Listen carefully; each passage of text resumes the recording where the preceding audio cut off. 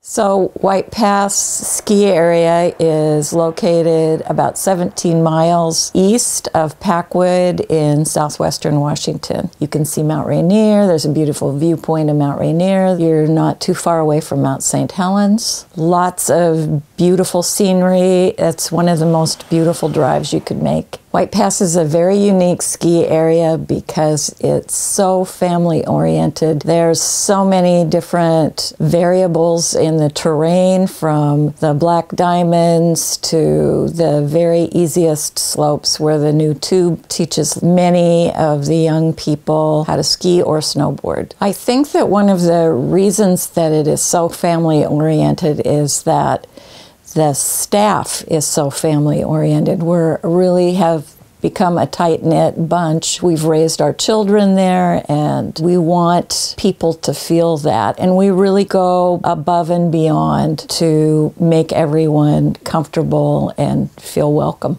I've been here about 40 years. I like to joke around when people ask me how long I've been skiing, that even though I'm 41, I've been skiing for 42 years, because my mom was on skis when she was pregnant, and I really don't know anything different. I remember Winter Carnival as being this big snow castle that my grandpa was building, and just playing outside in the castle, watching my grandpa and everyone build this thing every year that we thought was so cool. As a kid, you see a snow castle and you're just like, wow, that's like something out of the movies, you know, or something out of a book.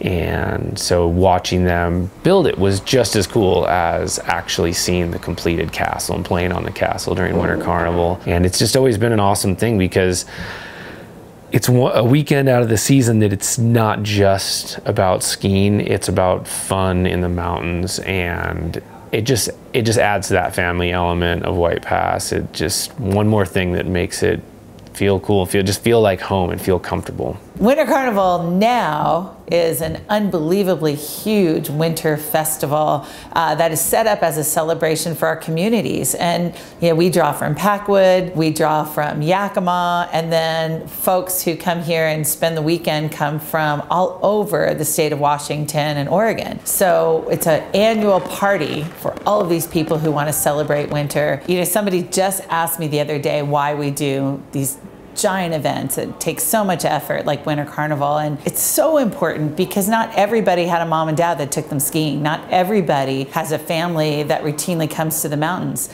When we invite people up for Winter Carnival, they don't have to be a skier or a snowboarder to have a great time and to get exposed to our sports that we provide. And it just lights the fire for so many more people, and especially today where kids are so trapped inside and so addicted to screens. If we can provide families with an opportunity to get out, it's worth every bit of effort we put into Winter Carnival and then some, because at the end of the day, we're excited about healthy communities, and we've got to get people outside and participating outdoors to make our community healthy. And yeah, people say, oh yeah, you sell sliding for a living. Really what we sell is great health and great family time together, and it's priceless.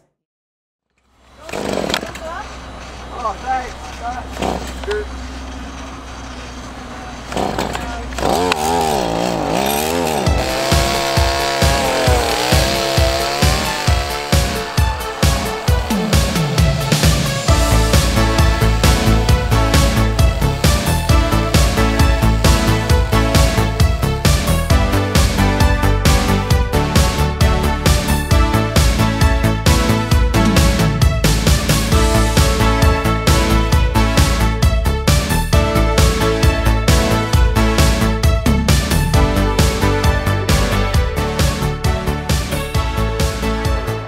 So Spike Mayer, David Mayer, was really the father of the Winter Carnival, and he built a small castle to begin with because of his youngest daughter, Ruthie. He wanted a place for her to have a good time and slide. And so it was open to everybody to do that. And it just became this event, this iconic event. And it's built and built and built ever since. And that was many years ago, 35 years ago. So the process of building the castle back in the day really was buckets, fill them with snow, fill them with water, make ice blocks, stack them on top of each other, and have another bucket full of mush and use it like mortar and put up a brick wall. And now it's like a really fancy, cool version of concrete. I mean, they're using literally using concrete forms, and they've made custom forms to make the towers and the turrets, and you still do the battlements, the blocks on the walls by hand. It's kind of a concrete form assembly line. It really is big, a big undertaking. Get these a little bit more lined up in. We didn't kick the whole thing this way. There's a bunch of pins sticking out over here. Alright, pin's not sticking out over here. Ah! Okay. Yeah, that's fine. That's perfect. Now. Here. You on? There you go. Now I need a little more. Just a minute. Terry's going to get his on. Okay, push it through. Yeah, I'm on. Barely. I do the next. Well, actually, we want to do the bottom too.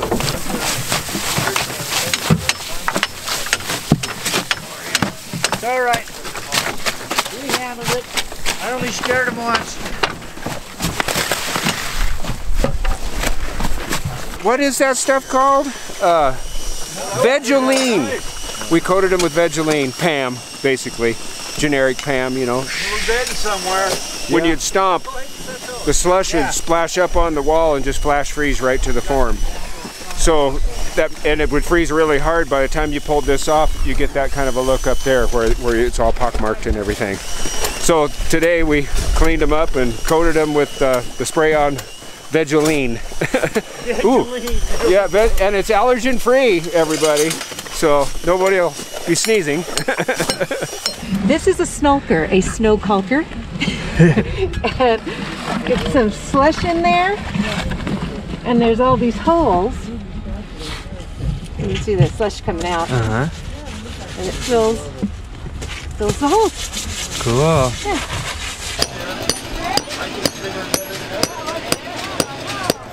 This year's castle, and typically we spend 12 days on it. You know, that's the time allotted, and we accomplish as much as we can. And there's always stuff that we wish we could have done, but that's the Winter Carnival comes the first Saturday of March, and it has to be done Friday night. A while ago, we had come up with a way to organize our construction so that we could make sure that we were on schedule. And so we identified each setting and filling of a form as a unit. Typically, probably do 12 units a day. Sometimes more, sometimes less. So this year's castle had in the neighborhood of 150 units. Okay, so we have various forms. We have wall forms, which consist of 2 4x8 plywood panels that makes a 14-inch thick wall.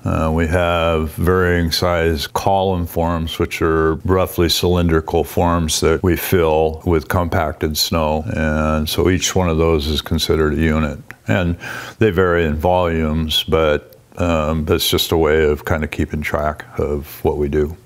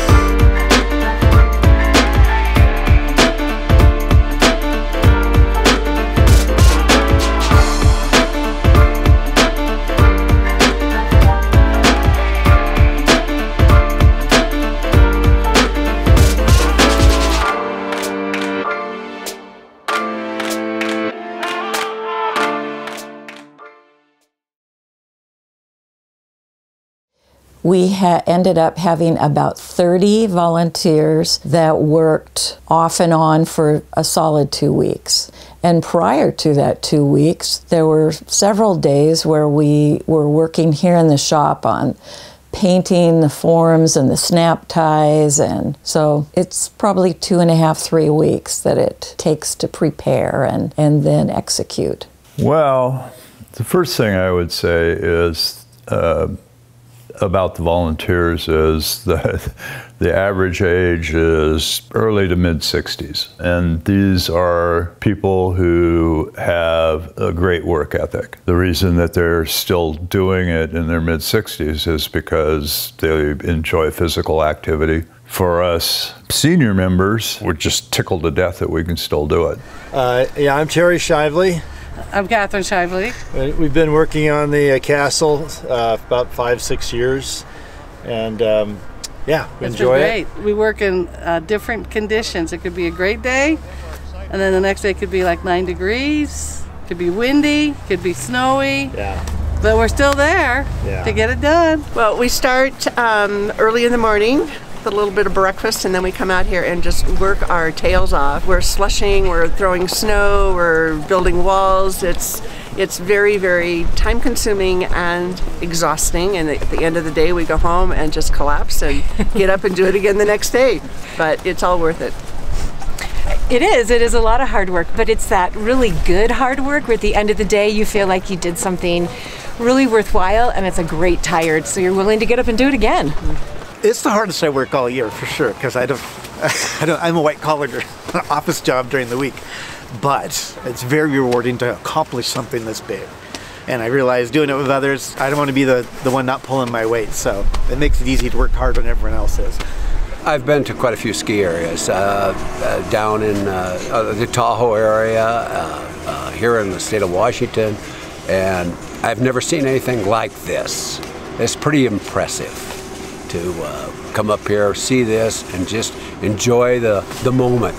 Over the years, I would ski by and I would always see the guys volunteering. I know a lot of the volunteers on the castle, and I always thought, you know, that might be something kind of fun that I always wanted to do. And last year was my first year, and little did I realize the work that was involved. It is just grunt work. It's very hard. It reminds me of back when I was in the Marine Corps. Some of the hardest work I've done in many years. This year I put in 6 days of work into this castle, 6 days of volunteering, and I hope to just carry on the tradition when they can't really do it anymore. It's just really cool to see how they do this, and 6 days of volunteering to help build a castle made out of snow is actually a really great 6 days. It's really cool. I believe that it is a way of giving back to White Pass. When you raise your children and then your children have children and they can bring their children to the same event that they went to when they were kids, it's pretty special. I think that one of the things that needs to be brought out is that this construction in particular involves a bunch of people, and they all give it their all, and it wouldn't be at all possible without them. They're just a wonderful group of people, and I'm proud to be associated with them. Okay, White Castle Winter Carnival build. One word, go. Educational. Fulfilling. Exuberating. Awesome. Ladies? Mari. Camaraderie. Woo! Oh, Mari will do it. Awesome. Magical. One word. She took my word. Excellent. Back to you. No! Where'd she go? Where'd she go? Where'd she go? How about hard? Hard. The centerpiece of Winter Carnival is the epic snow castle. It literally takes maybe 5,000 to 6,000 square feet in terms of footprint, and with the towers you're looking at 3 stories high. It's something that when kids come around the corner, they're absolutely blown away by the magical nature of that castle. It's a castle that has tunnels and slides, and they can play in it and climb on it. There's really nothing like it at any ski area that we've been able to see.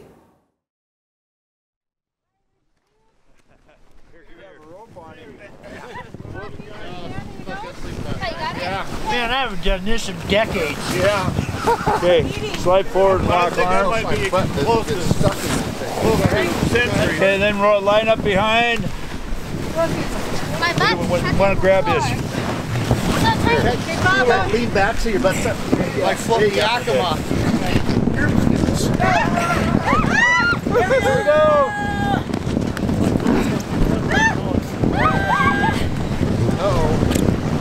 Here we go. Yeah!